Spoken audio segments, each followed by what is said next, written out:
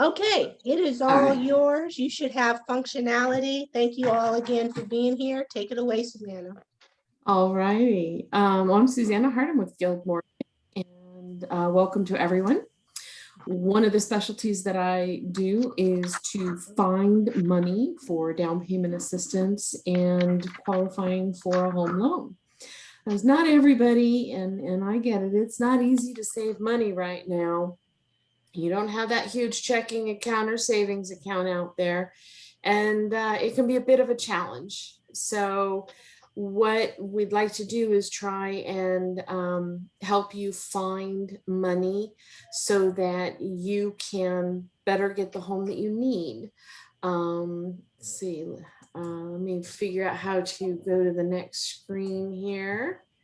I'm trying to get my computer to cooperate with me. It's not bringing. So how do I go to the next slide when I'm the person here? It doesn't want to go.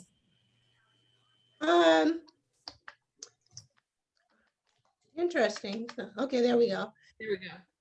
So well, I guess you'll be I'll just ding and go to the next slide when it's ready. So what we're going to go over is what is down payment assistance. So there are various different types of down payment assistance and what is available here in the Bay Area as well.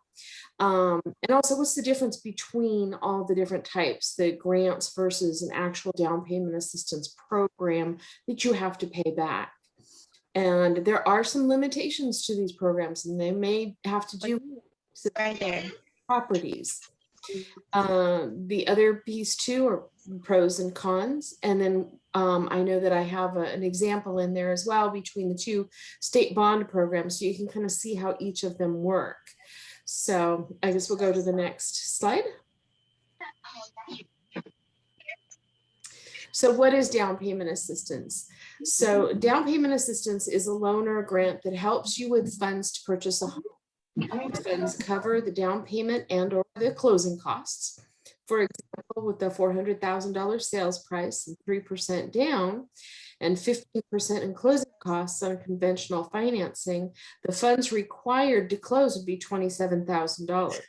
But if you have a down payment assistance program of $25,000, then you, the borrower, need $2,000 into the transaction.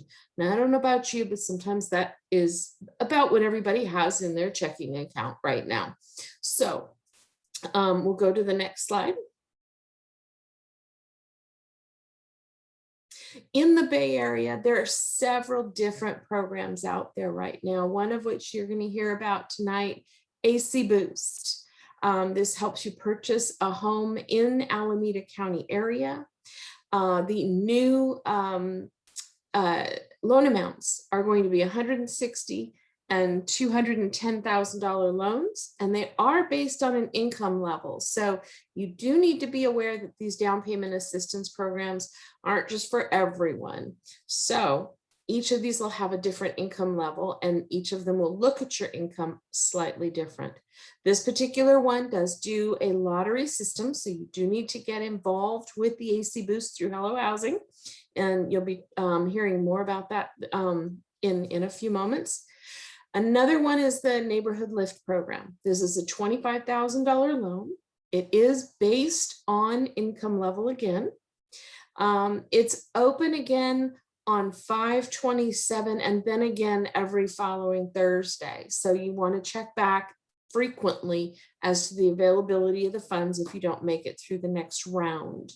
It too is kind of a lottery system, so you have to be able to get in there, have your income screened. They'll let you know if you've been selected, and you're given so many days to get the pre-approval letter necessary and your home buyer education completed. There's also two state bond programs. The Cal HFA is one of them. You have FHA and conventional. And again, you purchase the home anywhere in the state of California. There are two down payment assistance programs that go with this specific one. One is known as My Home, and the other is ZIP, or Zero Interest Program. and they have both a conforming level or up to $548,250 up to the high balance of $822,375. So it can bridge a huge loan amount and sales price, particularly in the Bay Area where nothing is cheap.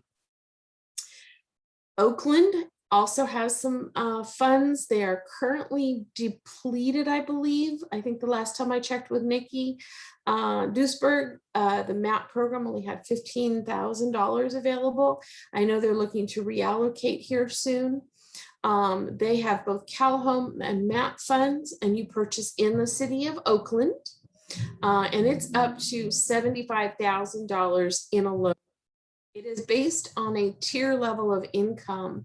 So you do want to be aware of what tier you fall into. And as I mentioned before, currently they're out of funds and awaiting replenishment. Another one known as Wish is a matching program. For every $1 that you put in, they will match $4.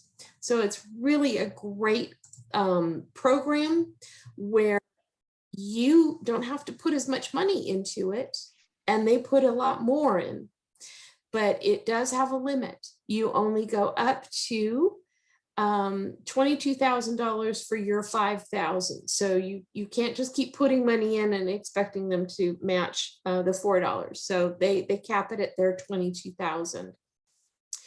And this has an income limit of 80% of the area median income. Then there's another state bond program. This is known as the Golden State Finance Authority. They have, again, FHA and conventional, and you can purchase the home anywhere in the state of California. There's assistance up to the conforming loan limit of the $500,400. Let me start over. $548,250. Boom, there's the number. And they have, one of their programs has a combination of loans and grants. Not all of it will mesh well together, so we do need to be aware of that. So for example, with these two state bond programs, we might be able to layer the lift or some of the Oakland MAP or AC Boost or the Wish. So we have to make sure that these programs all mesh together very well. But these are some examples, some really good programs out there. So Nikki Ding, next to the one. Yes, and before we get off this slide, Susanna, would you mind sharing out of these programs, which are forgivable loans / grants and or those that require repayment? So most of these do have repayment clauses to them. So AC Boost has an equity share. So you're going to pay that back, that amount back that you were loaned plus a share of the equity. Neighborhood Lift forgives 20% each year until it's gone after 5 years. They do advertise it as a grant. However, it is a loan that we have to treat it as when we're doing the financing, but it does eventually become a grant after 5 years. Cal HFA and GSFA both have loans. There are a few under the GSFA that do have grant terms. One is under the income select. So if you're a first responder, unfortunately, I wish nurses were considered that under their program, but they're not. It's firefighter, police, and teachers.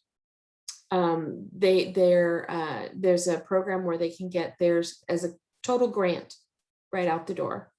Wish is another one that has a 5-year note like the Lift. And it forgives each year until the 5th year and becomes forgiven. Oakland MAP and the CalHome funds, those are 30-year notes, and you do have to pay them back. They do have interest rates involved. So some of it has got a combination of grants versus loans. And again, not all of them mesh well together, but we try and find the best fit. So any other questions on the programs? You mentioned One question came up in the chat, so we're going to ask that if you have questions, put it in the chat. We'll get through the presentation and have the open Q&A. But one of the questions that came up in the chat is, if you have LIFT, can you use other resources like Cal FHA, WISH, and GSFA? Absolutely. Absolutely. And I have layered the lift with Cali HFA and the GSFA and very well. So it's a wonderful program, and it really can help tremendously in bringing down the payment and helping you qualify. I actually have one going right now. They just went into contract. We're using the Cali HFA FHA and the lift. And I've got the My Home Assistance, and we're using the really low interest rate involved in it. And with that, it really brings up her ability, this borrower's ability to qualify, and that payment just went down tremendously. So it really is a matter of trying to figure out the best combination of how to put it together and structure it so that you have a payment that's comfortable and affordable, but also being able to compete out there in that market right now, which is really brutal right now. Okay, and then the other question is, can you explain again what high balances mean for the GSFA loan or down payment? Sure. So there are loan balances. So not all of the programs will finance up to a certain level. So 548, 250 is what's considered the conforming loan limit. Beyond that, up to 822, 375. So $822,000, 375. That's a high balance. So GSFA will lend to you only up to the 548, 250. If you need more, we have to look at other programs.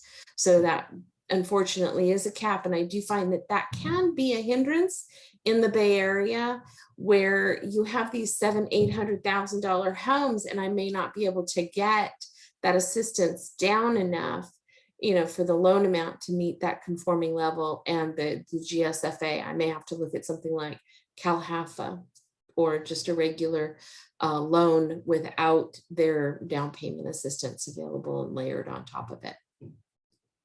And Susanna, we'll move on, but I want to know if you are going to touch upon the maximum assets a person can have to receive assistance. I did put the answer in the chat, but just wanted to confirm assets are not used in qualification, only income, correct? It depends on some of these programs. Now in Oakland and AC Boost, you may have an asset requirement, but for the most part, a lot of these loans don't. I look at it as, you know, reserves and your ability to purchase the home. So if you, sorry, I've got a fly here. He's joining our group. With Neighborhood Lift, WISH funds, GSFA, Cal HFA, they are not going to look at your asset requirement, but AC Boost in Oakland may. And I always double check what the requirements are each time I go in, only because it is a moving target.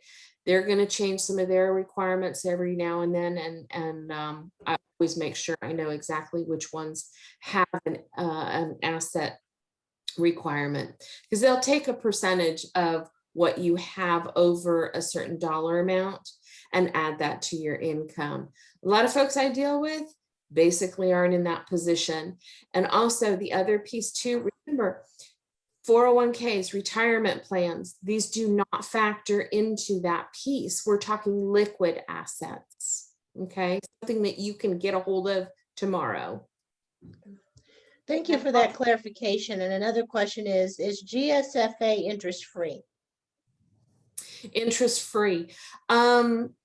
The down payment assistance programs are, if they are loans, there's 0% interest, and then they do have grants.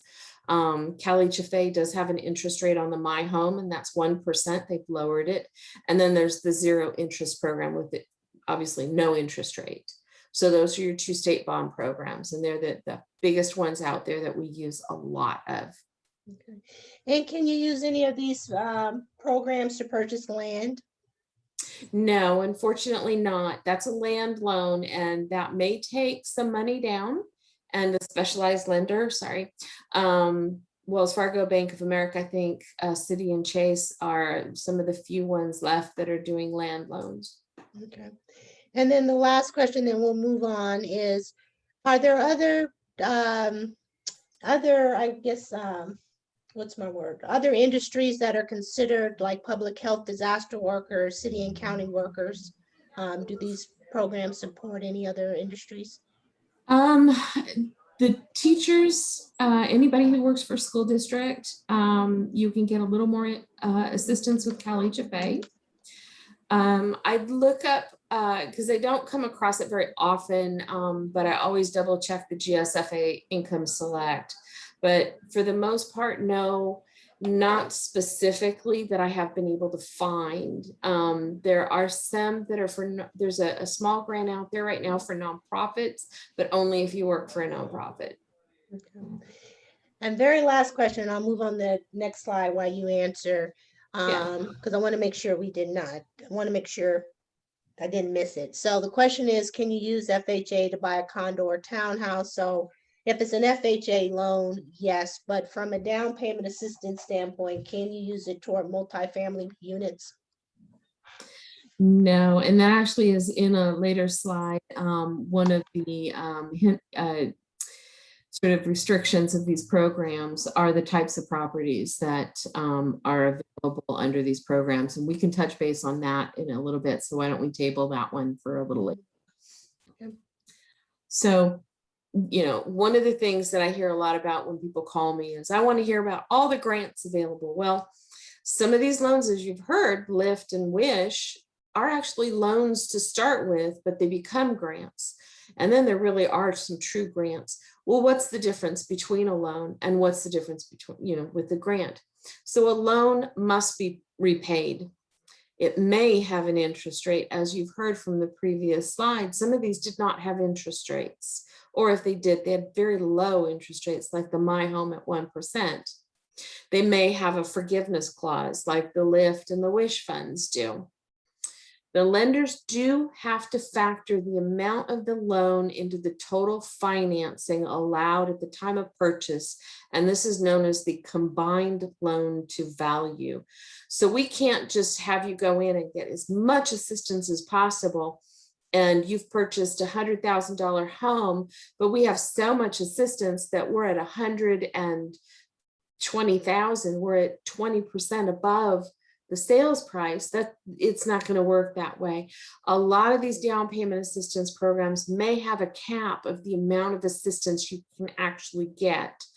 For example, the city of Oakland, 100%. So once I hit the sales price limit, everything else must be paid somehow, whether it's gift, grants, your down payment funds, or a lender rebate of some form.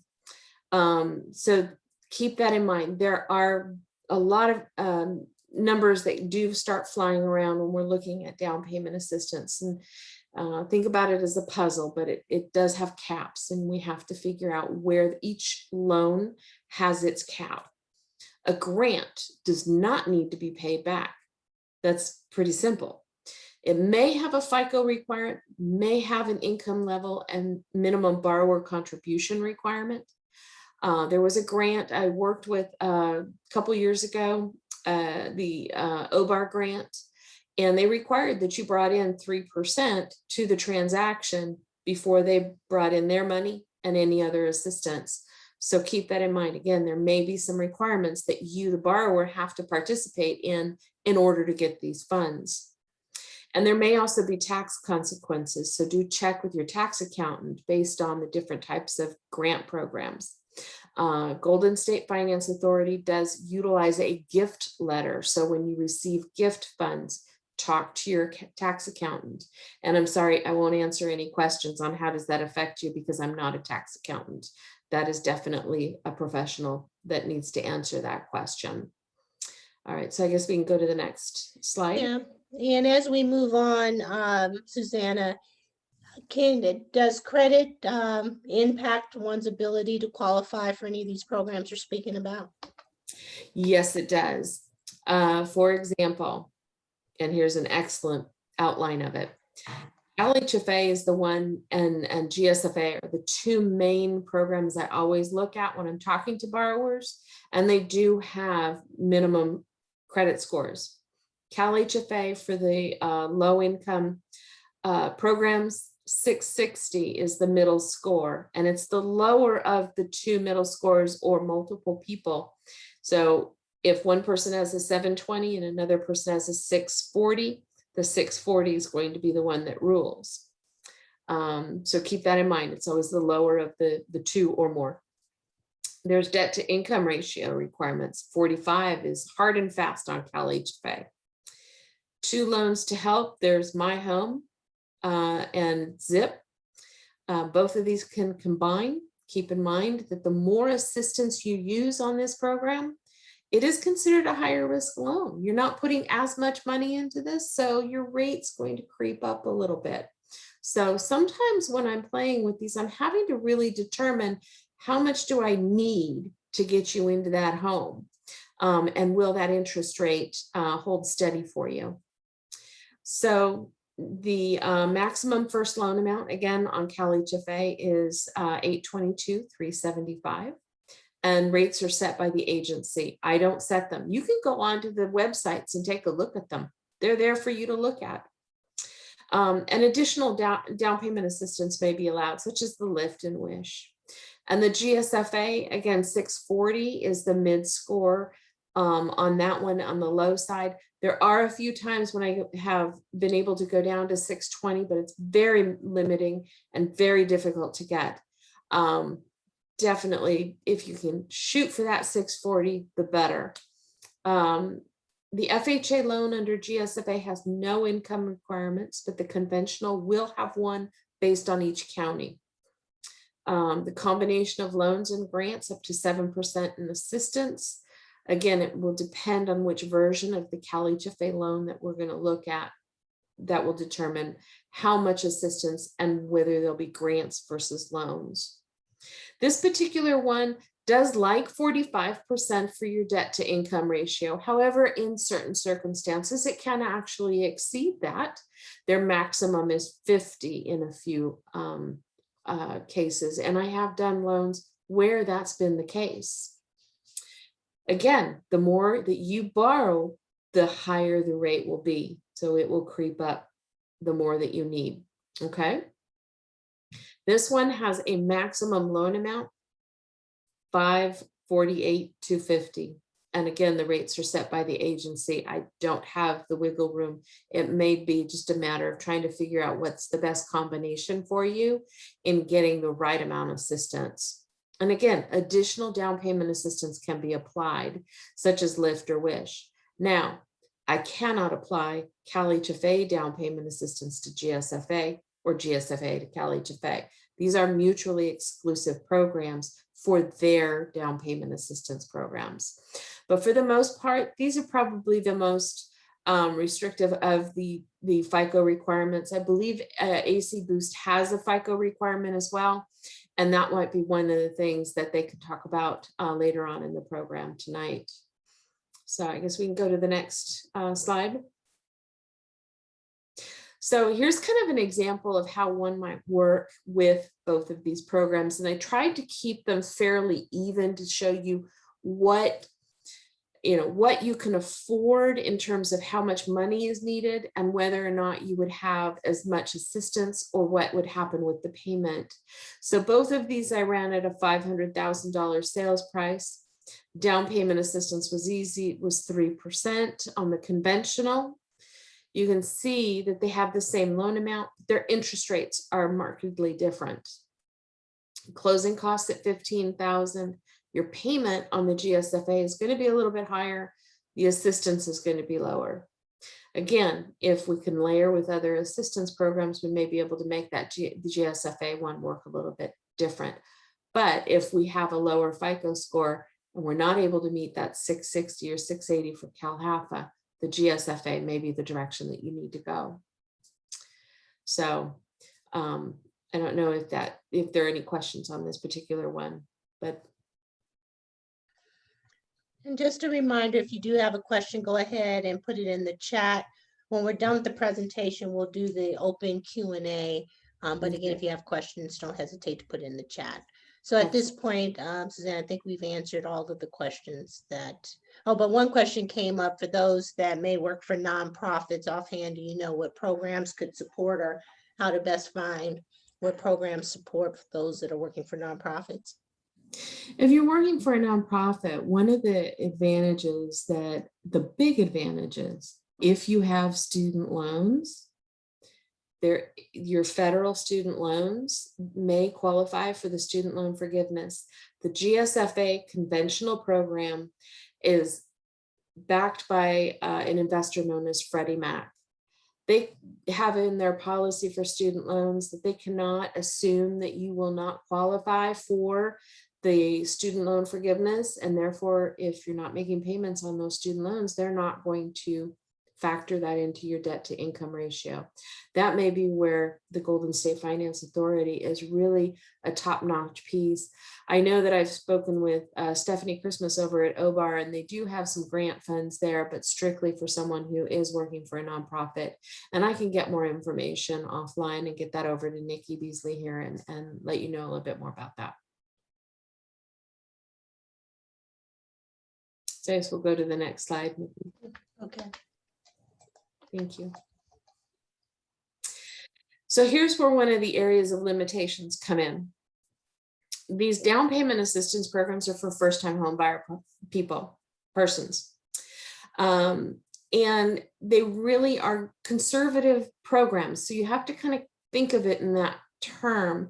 As a first-time home buyer, moving into a home where you become a landlord is not something that they find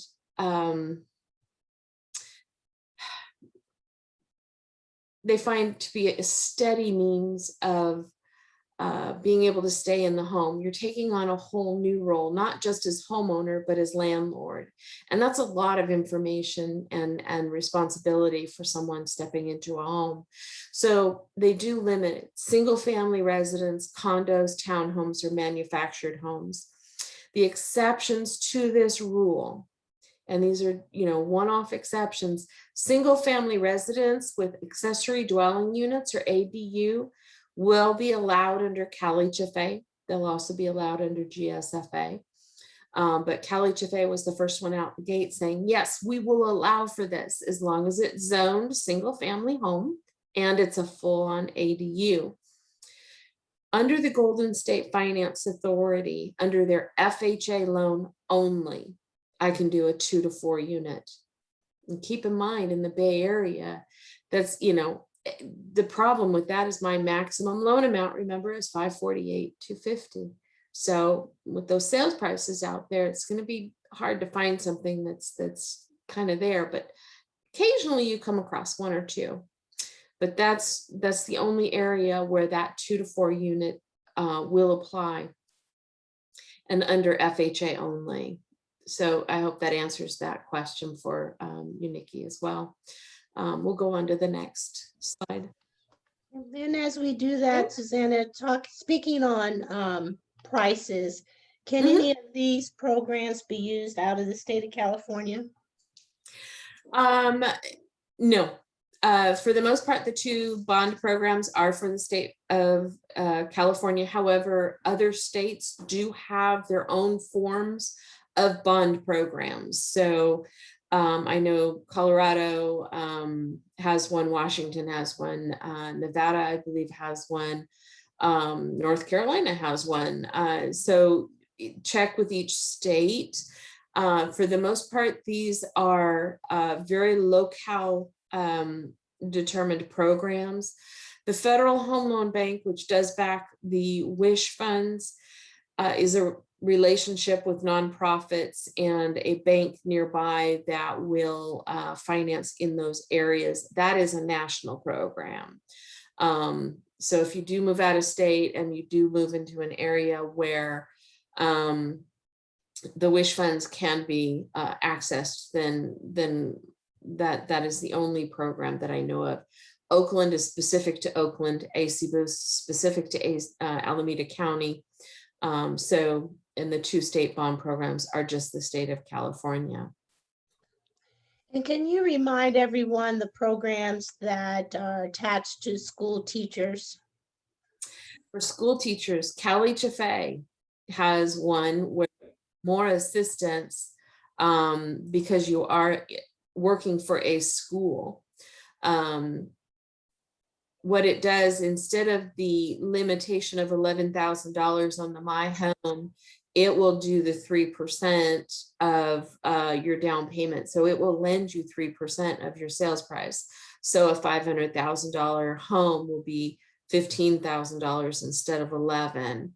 And then also under the Golden State Finance Authority Income Select, if you are anybody in the CalSTRS, they will use their down payment assistance program as a grant instead of loan, and that's under their platinum version of the program.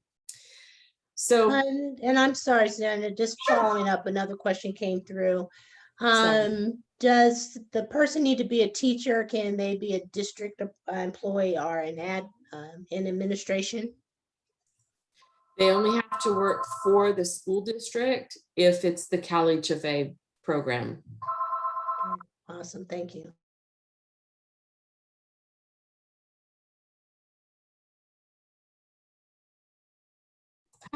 There we go. I've got a spam caller calling my phone. Sorry about that. So each of these do have some pros and cons, and you do have to remember that number one, not everything in life is free. That's the first thing. So some of the pros though are you can finance a home with little to no down payment. We can finance up to 105% in a lot of cases. Remember, there are those exceptions that may ask you to contribute some money to the transaction.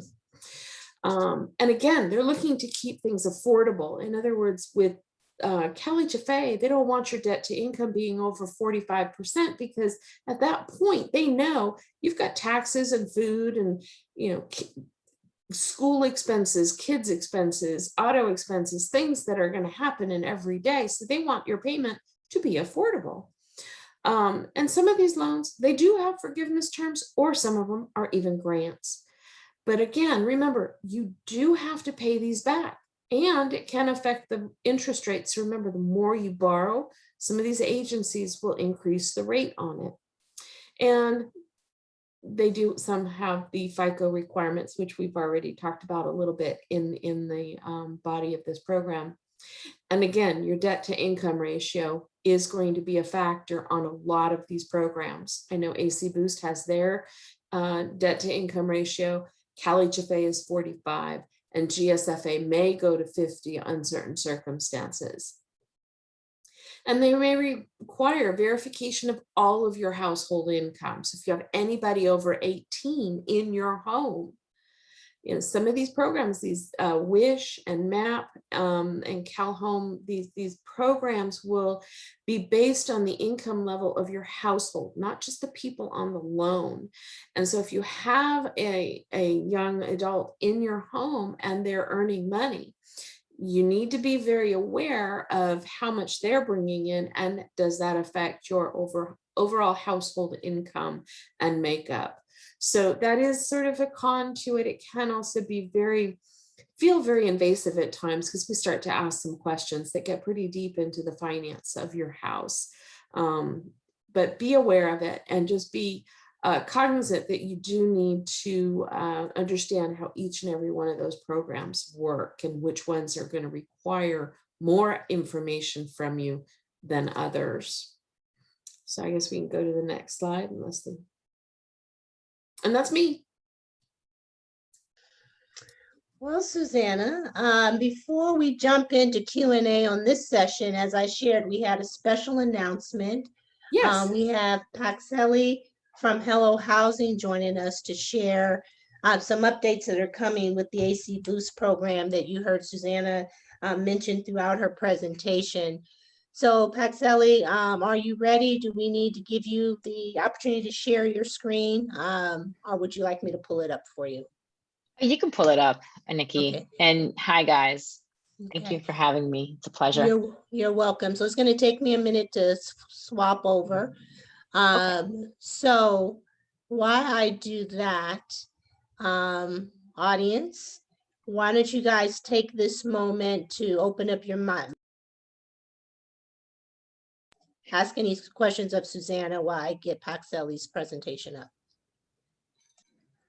Hi, Susanna. My name is Tracy. Hi, Tracy. Thank you for being here. And I just want to know, like you was talking about the nonprofit, working for a nonprofit. I've been working for the nonprofit I work for almost 6 years now. And do you know what the income requirements is for that?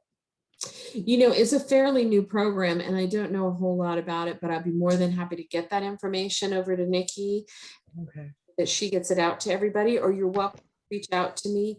I will make sure that I have that information from Stephanie Christmas over at OBAR, who is the sponsor of it. Okay, another question. What is the income level to be considered low income? What is the cutoff point? What's the It really, each program is a little bit different. The basic threshold is 80% of the area median income. And, depending on the type of program that you would be looking at, it may be, if it's in Alameda County, if you're a household of 4, it may be one level. And if you're a household of 3, it's going to be a slightly different level income. So we would really need to take a look at, you know, what programs we want to look at. Do we want to get that deep into income levels for each and every one of the different types of programs out there, the LIFT, the WISH, you know, and all of those. But anything under 80% of area median income is classified as a low income. When you get above 100% area median income, you're getting in moderate income area. Okay. Don't have specific numbers because they can get you know, the instant you start throwing a number out there, again, it really depends on the program and what is going to fit you best. Okay, thank you so much. I appreciate it. Yeah, you're welcome. Well, thank you for that. We will still have time for Q&A, but we do have Hello Housing here, who's the administrator of the AC Boost program, which is an Alameda County program. So Paxelli, who is the program manager for this program. Here's your presentation. Would you like me to make you host so that you can navigate through your presentation? Sure. Okay, give me just a second for that.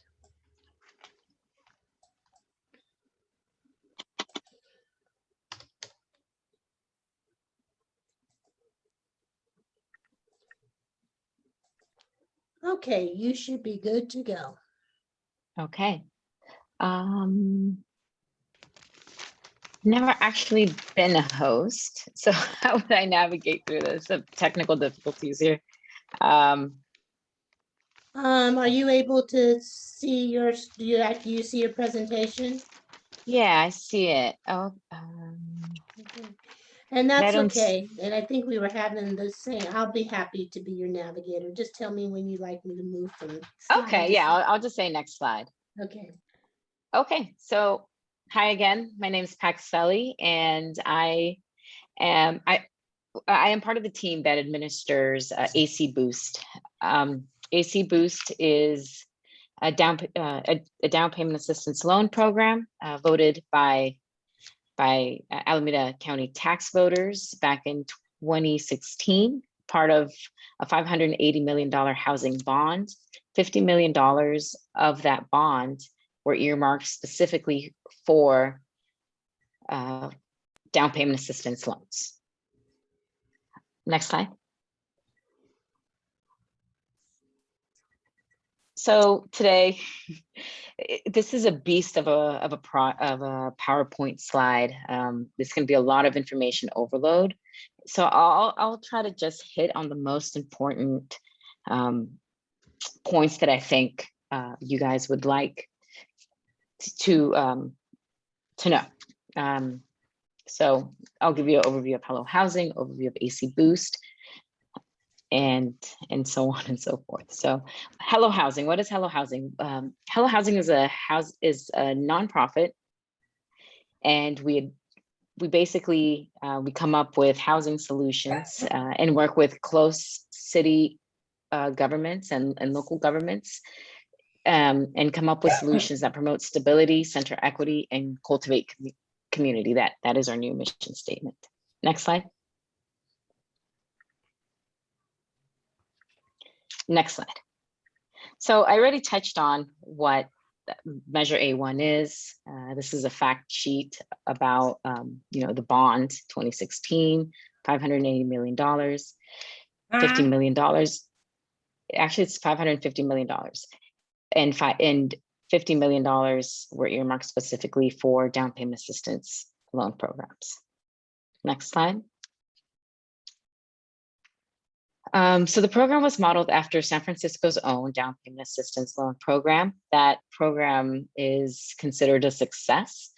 It has helped so many become homeowners in San Francisco.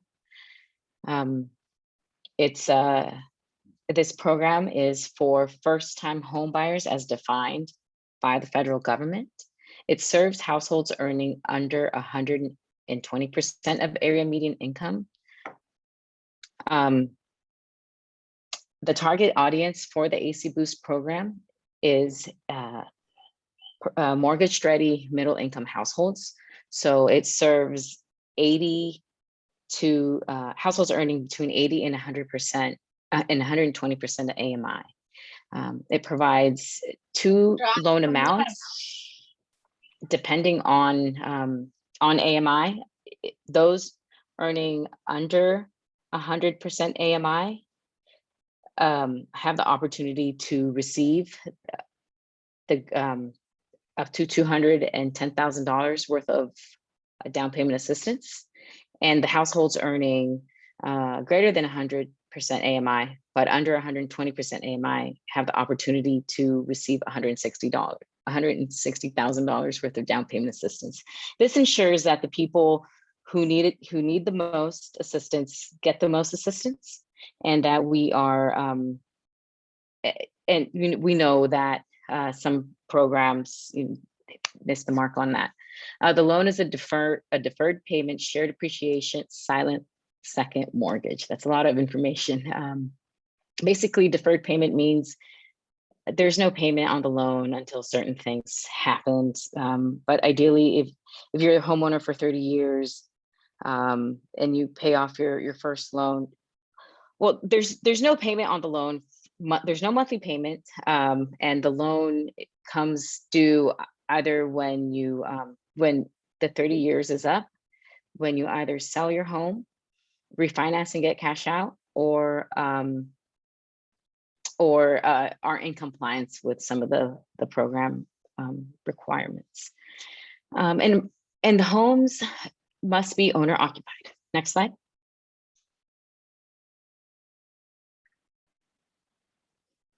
I'm sorry, Paxelli, but as I move to the next slide, can you just speak to how you determine the income levels for households? Are you considering all working adults? Yes. Just like Suzanne said, we all working adults over the age of 18 will need to submit income information unless certain requirements are met that will prevent income from certain household members to be considered. That's getting, this is addressed in a later slide. And I can give more information then. So as of now, over $9 million in loans have been provided. There are currently over almost 7 million reservations of funds being held by active home buyers. They're holding these funds and just putting offers into homes. The market's super competitive, so it is what it is right now. And the bond has a little bit over $28 million left to fund additional loans. Next slide. This is a map of locations where applicants have been successful. Oakland and Hayward and San Leandro have been the most accessible cities within the county. We have yet to have homes been purchased in Alameda, Berkeley, Piedmont, and Pleasanton. We hope to change that with these increased amounts, but we'll see. Next slide. So today, this is these are the prices of the homes that have been purchased. The lowest being a BMR condo, and the highest being a single family market rate home. Next slide.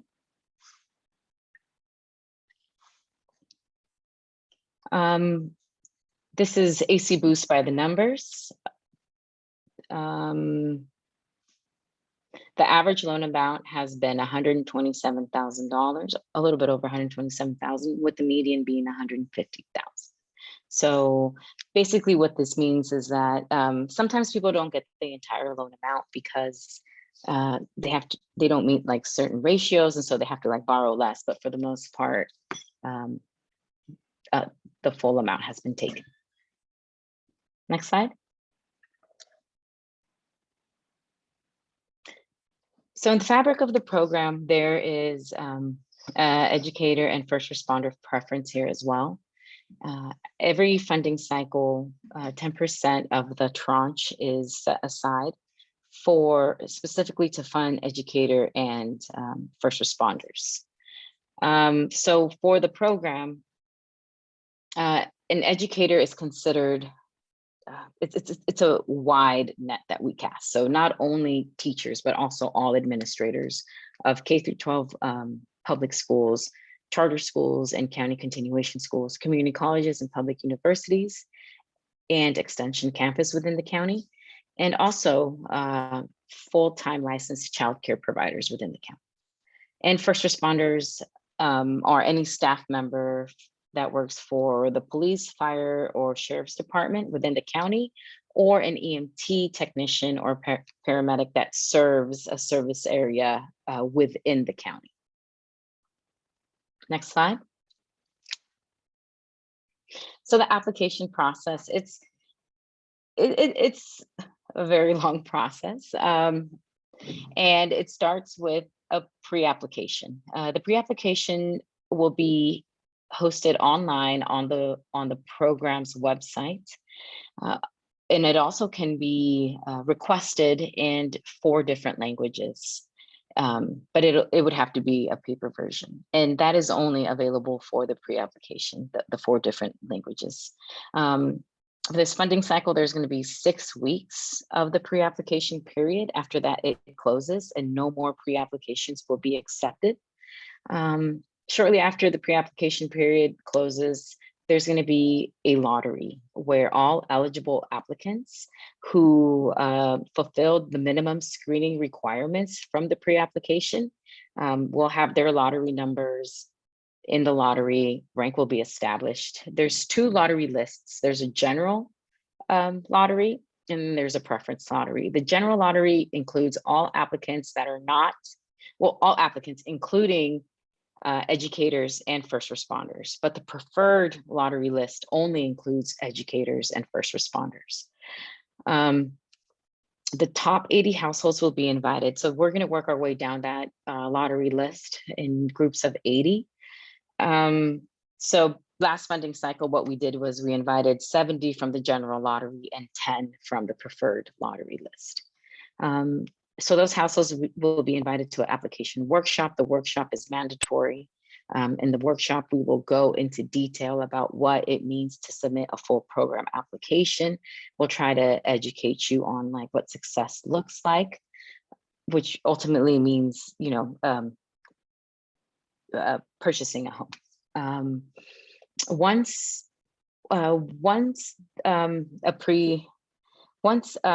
applicants have completed the application workshop, they will have, in this funding cycle, they will have 4 weeks to submit a complete program application, which must include all supporting documentation.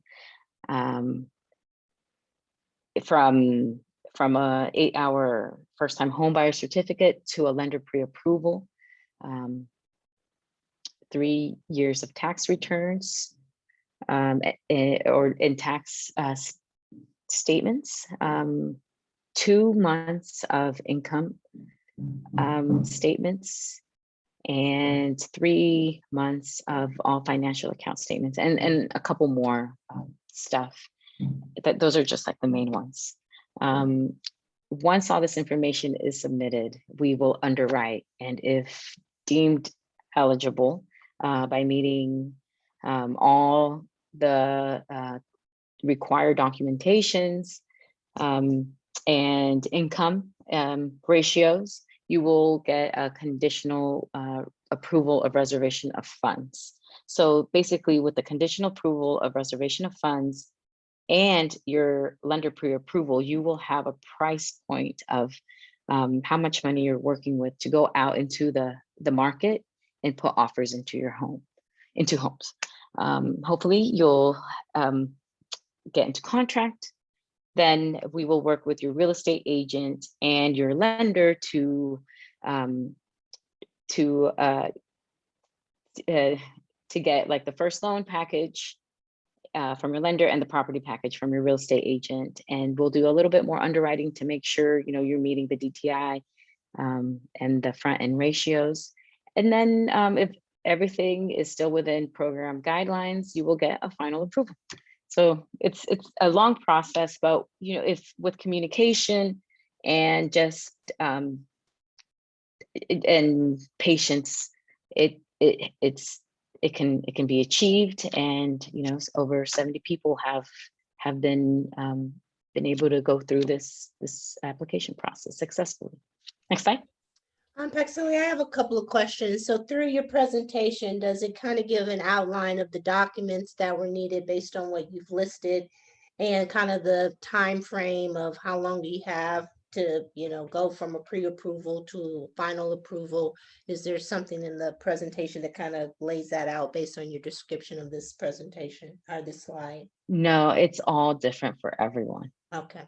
And then also from the lottery selection, how are people selected? I know you said there's the priority list. You know, is it first come, first first come, first serve?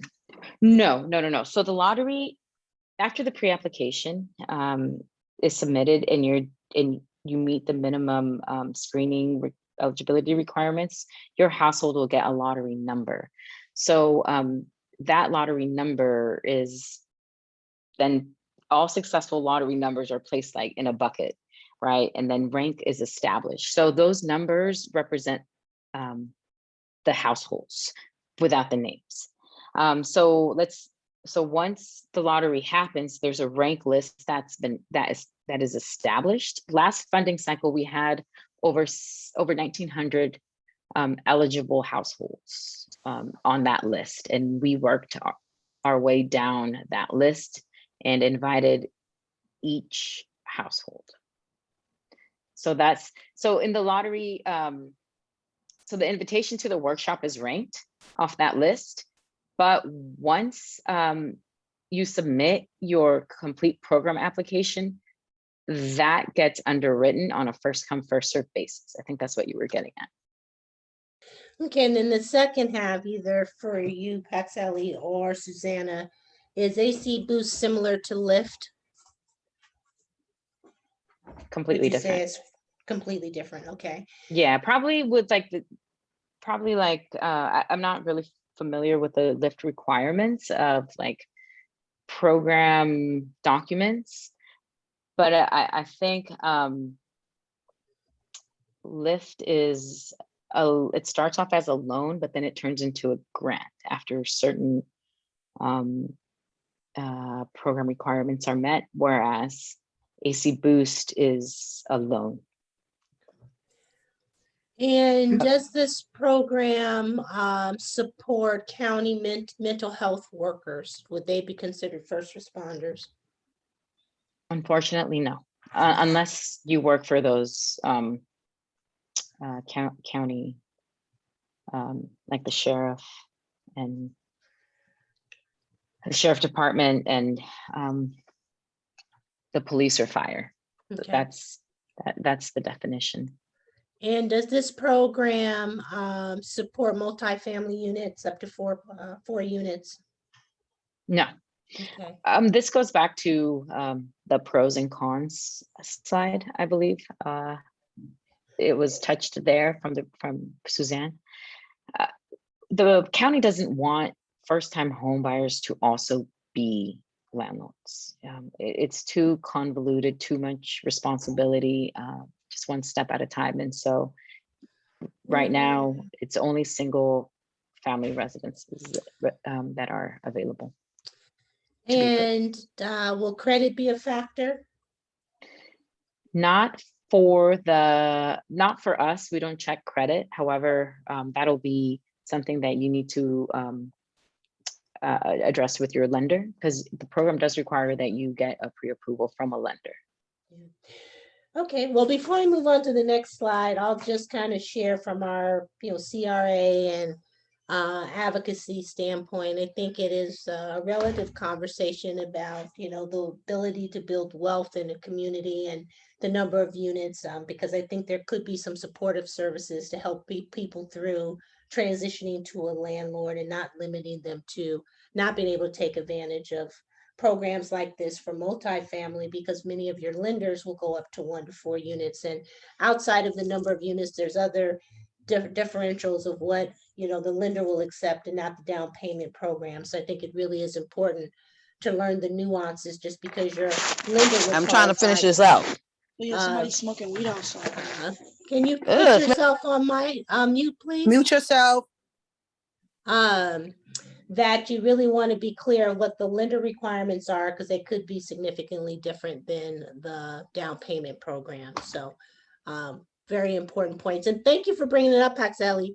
This program does require that you have an 8-hour HUD class, when many of you are participating now with Richmond Neighborhood Housing Services. And when we get to Q&A, Susanna, if you can outline the programs you mentioned that do require the the pre-purchase workshop, that would be helpful too. Okay. Absolutely. All right, thank you.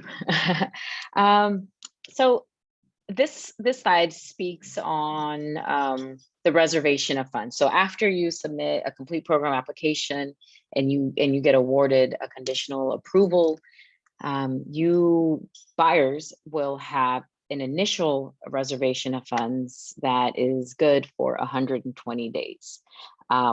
This is great because last funding cycle, this number was 90 days. So we have, we recommended to the county that we increase it to 120 days. So if you're out there, you're shopping and you're actively shopping and you still aren't able to get into contract, by submitting 2 property purchase offers that were rejected, you can request a 90-day extension. So that brings you up to a good portion of the year. Let's say that you're in your 90-day extension period and something drastic happens. Last funding cycle, it was COVID, so everybody ended up getting the 60-day extension. But if something drastic like that happens in this funding cycle, then we will address that there. But if that doesn't happen, and let's say your reservation, your 90-day extension reservation gets cut because you have to travel for, as an example, travel for family emergency or for work, or you have to be out of the area for a certain reason, you can request an additional 60-day extension for these extenuating circumstance. Next slide.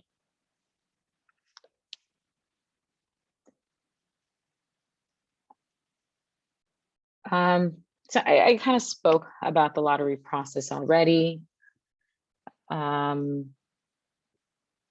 So the lottery happens after the pre-application period closes, then the program application, then we do underwriting. During the underwriting process, that's where applicants need to be very mindful of their email. All of this communication is via email or via a portal. Please be checking your emails. It's super important. So after a successful underwriting, you will be provided a conditional reservation of funds. You're searching for a home. You land into a contract. There's more underwriting that happens. After you submit, your contract, we work with your real estate agent, your lender. Then if everything is pretty much the same, then you get a final approval. Then there's the AC Boost loan funding. This we try to make this product as competitive as possible out in the market. So we ask for at least a minimum of 30-day close of escrow. We can do more. We're super flexible. We can do more. We've had someone hold funds, a reservation of funds, because they were in closing and something happened with the map. They were buying from their landlord, and the property was mismapped. I'm sorry, I'm not part of the closing process. I just want to let you know that we can do more. So I'm telling you the story. And she was in escrow for like 6 months. So we're super lenient. We just, it depends on the situation, and just, open communication is the ticket. And then, there's closing. And another part of the program that we don't highlight here or in any of our presentations is the fact that we, during the closing we would like a testimonial of your journey. It's super important. It helps advocate for DPA programs. These programs are strict, but there's a lot of power in the programs. And testimonials and buyer stories, successful stories, help relay the importance of this program. Next slide. And Paxel, I just wanted to give you a time check. We did want to close presentation out around 7:15, so we would have the opportunity to do Q&A, but I do know the presentation is valuable. So as we, look to close in maybe the next 5 minutes, do you have access to the presentation to where you might just point me to where some of the more important information that you want to highlight? Okay, and also I'm here to answer the questions if they're more focused questions. I know Nikki, you do an excellent job at the questions. So so I can speak about buyer eligibility. And what slide is that, so I can? So that's slides 17 and 18, and I could just basically run down buyer requirements. Yes. So the program is intended for households whose income is below 120% AMI. These households also need to have liquid assets below 300K. We've never seen this happen. A new thing with this funding cycle, and this is new, San Francisco DPA, DALP does not do this.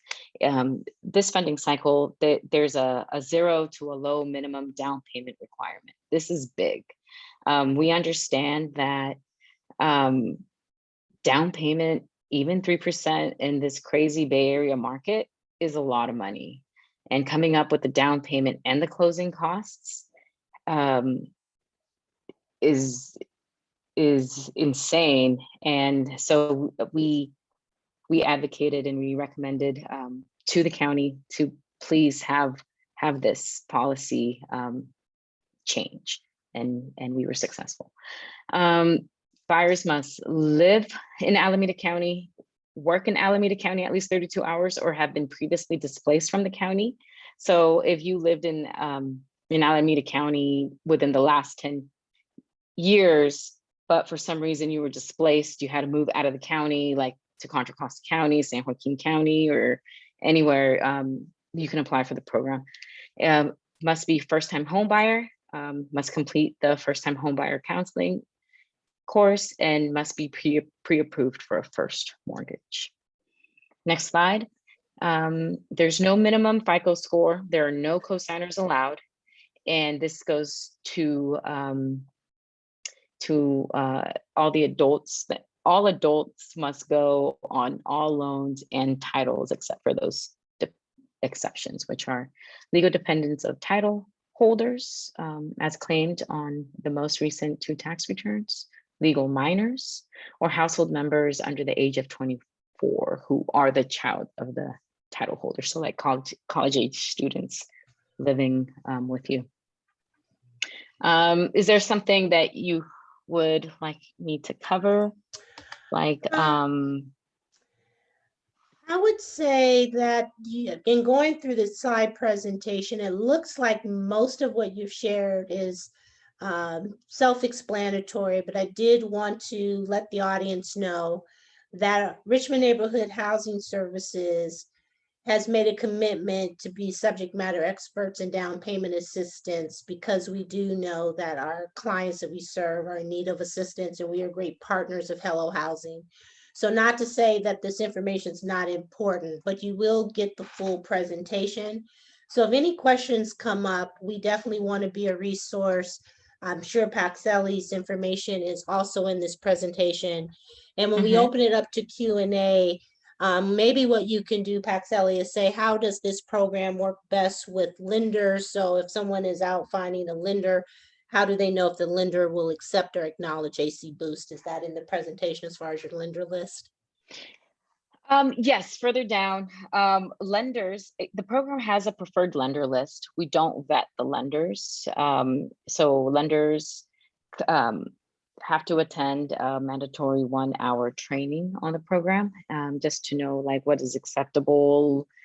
Like they could only provide like fixed rate, right? So no ARMs, and other certain lending requirements. The list is on the website under Find a Lender, under the buyer eligibility tab.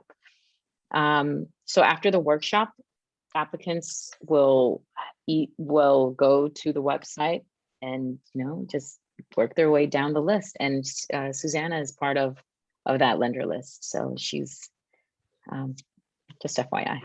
Okay. And then just as I was looking the mortgage requirements, I think you already went through, it has to be a 30-year fix. So as Paxelli was talking, I was just going through some of the presentation just to give you an idea of what you will receive. Yeah, and I it's guess a lot of information. Yeah, but I would say the last point, and then we'll open it up to Q&A. The other enhancement is that this program can now be used with other down payment programs. So is there a slide that speaks to the programs that it is complementary to? Yes. Excuse me, let me take a look.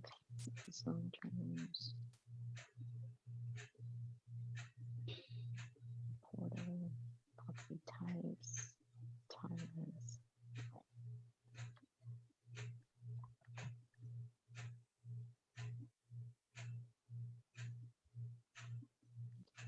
The slides. Layering, slide 37. So I've been told to kind of modify how this, and we're relaying the message about layering. Yes, layering is now possible. Right now, the county and Hello Housing, we're looking at programs, and the first one that we're looking at is Wish, to make sure that Wish and AC Boost can play nice during closing. So each program has to get approved, and including city programs. So that's how we're we're doing Mhm. layering. So right now, Wish is the only program that can be leveraged. That is on the pipeline to be approved. Okay, okay, fantastic. And there was a question, and then we really will open up to Q&A.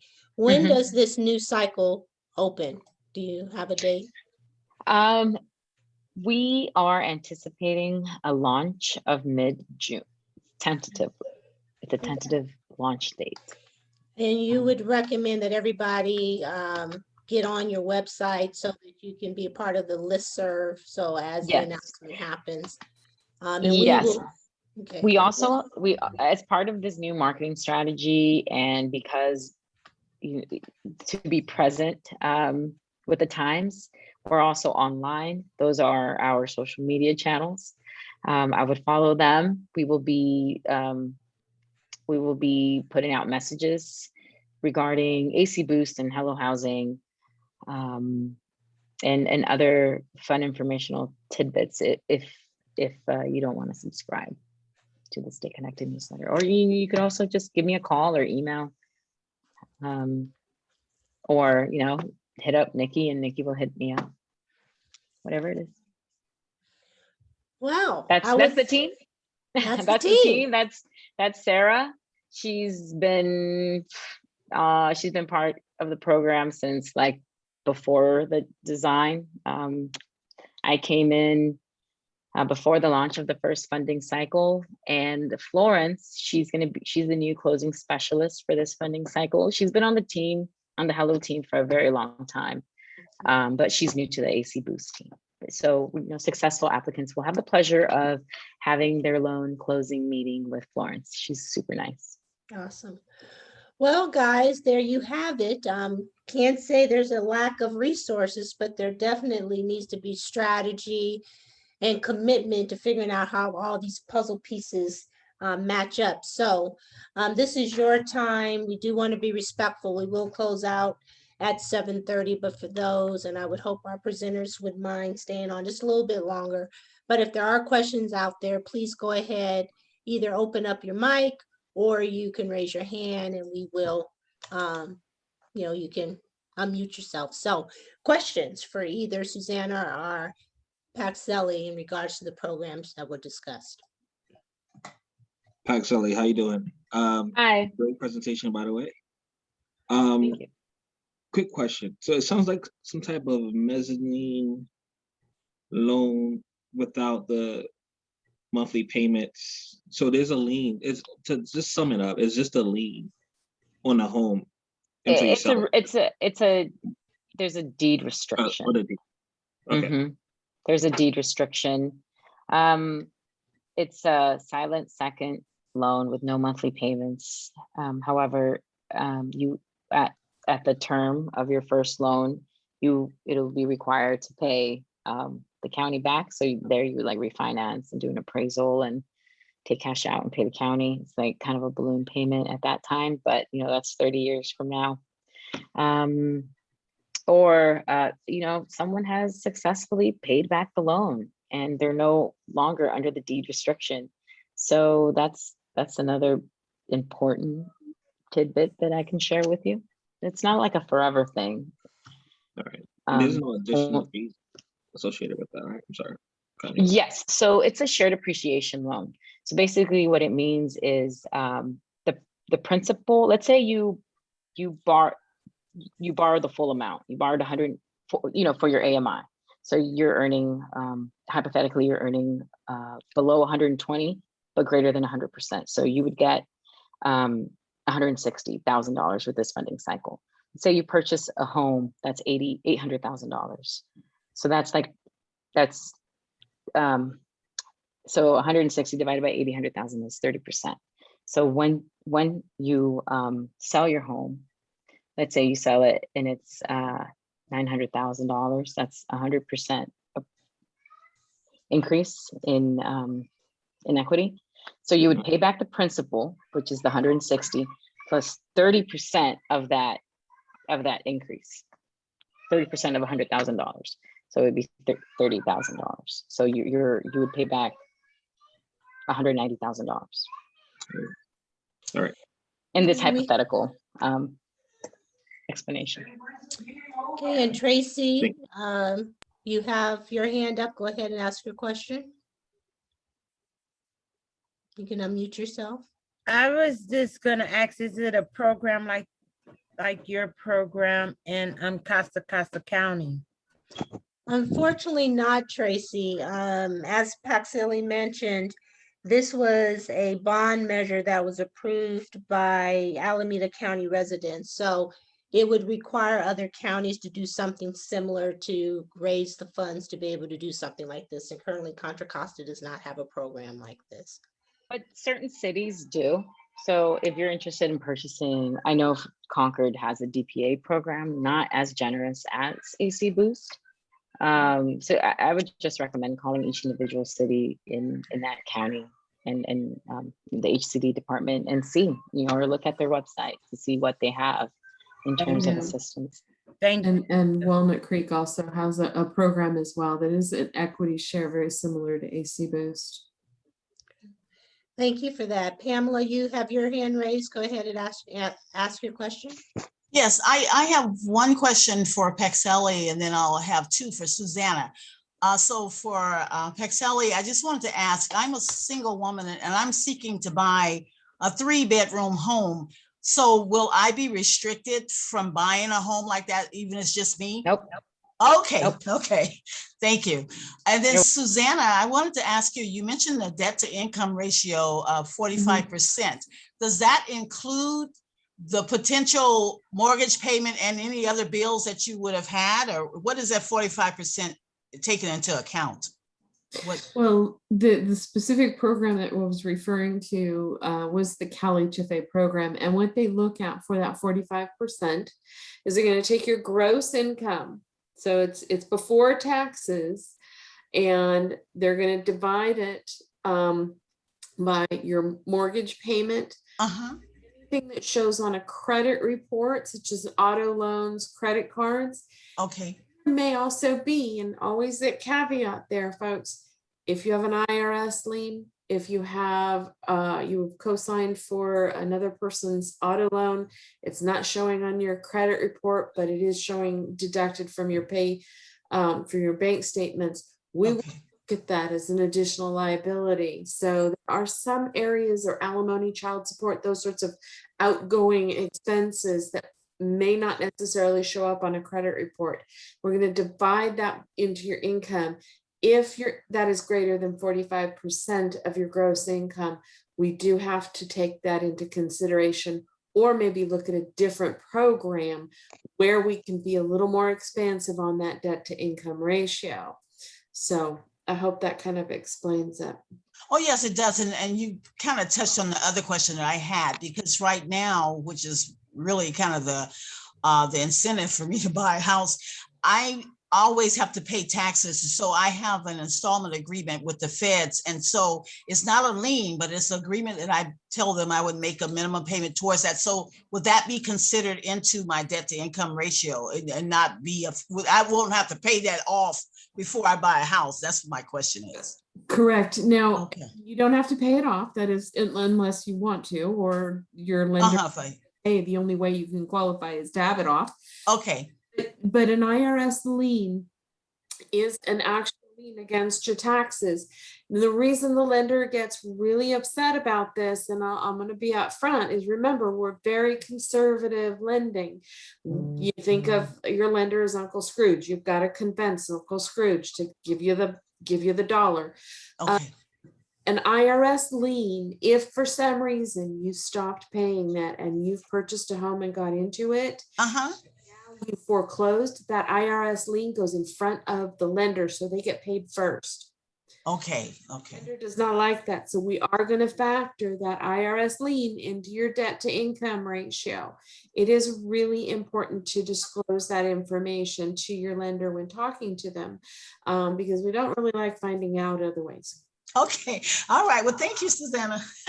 You got it. Hi, Susanna, thank you for the Yes. presentation. This question is for you. You mentioned earlier that we could combine Wish and Lyft, right? Right. What does that like? So I'm going to be using a VA whole loan to purchase my home and it doesn't require a down payment, can I still use Wish and Lift as just to reduce the principal? Yeah, so on VA, there is a little bit of a twist to the lift funds because they are privately funded monies from an institution, Wells Fargo. And government loans, that would be FHA and VA and USDA, do see this as more of additional down. I would use the lift is probably 25%, your 25,000 down, because there's no required down payment for a VA loan, but you would definitely have that. But if you need something for your closing costs, then there's other ways to do that. Wish would be one of the ways. You would have to put some money in. Remember, Wish is a matching, so you don't just get 22,000. You've got to put $1 in to get 4. So and it gives you your 22. But those can combine.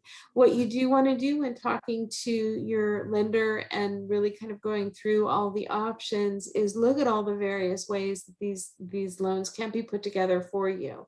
The Lift and the Wish would be excellent ways of getting you into a home with the VA, and very little into it, and get into a good home.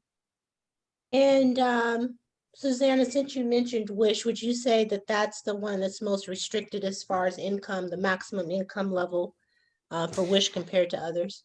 Yeah, I would say so. They do look at every person in the household who is 18 or older and earning income on a regular basis. There are some exceptions for that. If you have somebody who is a student and going to school full time, there are some caveats to that when I send clients to her and say, hey, I need, an income stream Wish. She knows all of those little bits and pieces that need to be part of it, but they can, and they will look at your income as moving forward. Again, if you're thinking of a lender as Uncle Scrooge, we're going to see what you have been doing over the past 2 years as far as income is concerned. Your down payment assistance is going to look at what are you doing today, and they're going to move that forward as though that's going to continue. So extra overtime bonus and income that may not necessarily be ongoing may get factored into it, and it could cause an issue with your income. So be very aware of that. Thank you for that. And Hadia, did I say your name correctly? I see your hand up. You did. My question is about the debt to income ratio. I guess it's both for Paxelli and for Susanna. When you look at student loans, is it the full student loan amount, or is it the student loan payment? Wow, that's a loaded one. First and foremost, I can't stand student loans, so I'm in there with y'all. I hate them. It depends on your program. On a conventional loan, there's one program that will take 1% of the outstanding balance if there's no payment, if you're in deferment, or the income-based repayment plan, but it must be reported on your credit report. The other conventional loan will take 0.5% if there's no payment on there, or the income-based repayment plan. Or if you work for a nonprofit or you qualify for student loan forgiveness on your federal student loans, because I'm going to let you know, a few people come, I have a student loan, but it's through you. That's not a federal one. It must be a federal student loan. We don't even look at a payment on that one because we cannot assume that you won't necessarily get the student loan forgiveness. If it's a government loan, a VA, you are 1% outstanding balance regardless of whether or not you have any payment plan. So when we look at things and we're looking at student loans, the loan agent really will take a very deep look at how is this student loan being reported, what program is going to be best to better serve you in terms of debt servicing you, your debt to income ratio. So I'm often looking at, okay, should we do the Fannie Mae at 1% or income-based repayment? Freddie Mac, if you have the ability to get the student loan forgiveness, or if the only way I can get it done is FHA or VA, then we're going to look at their rules and regulations. So, talk to your loan agent in depth about your student loans and how they're reporting, how you're making those payments. If you have been doing income-based repayment plan for a while, it should report correctly on your credit report. Thank you. You got it. So with that, I'm looking in the chat. I don't see any other questions. I don't see any hands raised. So I'm going to start to close this out, but if there are other questions, we're happy to stay on. So I think the walk away for all of you are here as we continue to change the narrative of home ownership. There are a lot of resources. However, you need to be a puppet master to understand how to best leverage them. So if you are finding yourself needing access to cash to help with the closing of your loan, we really encourage you to work with an organization like ourselves, our lenders like Susanna, who knows the science of this, but also understand that not all lenders will accept all down payments. So if you do know that down payment is going to be a part of your strategy, you would want to get the down payment first and then find the lender to attach it to. Because if you get the lender first and you go out and get down payment, they may say, oh, we don't accept that program. You have to start all over. Or you work with the lender first and find out what programs they offer or will accept for down payment, and then start trying to find it. So you do want to be somewhat strategic because they don't always talk the same language. And as I have said, we're committed to being subject matter experts. So I do want you to know our team is also on the phone. We have Nai Lee, who Susanna mentioned, who has been an administrator of the WISH program, so knows the ins of that, outs of that. And we have Patrick Segway, who's new to our organization, but is also, being here to understand the ins and outs. I know it was a lot of information. The recording will be on YouTube. Everyone that attended will also get the presentations.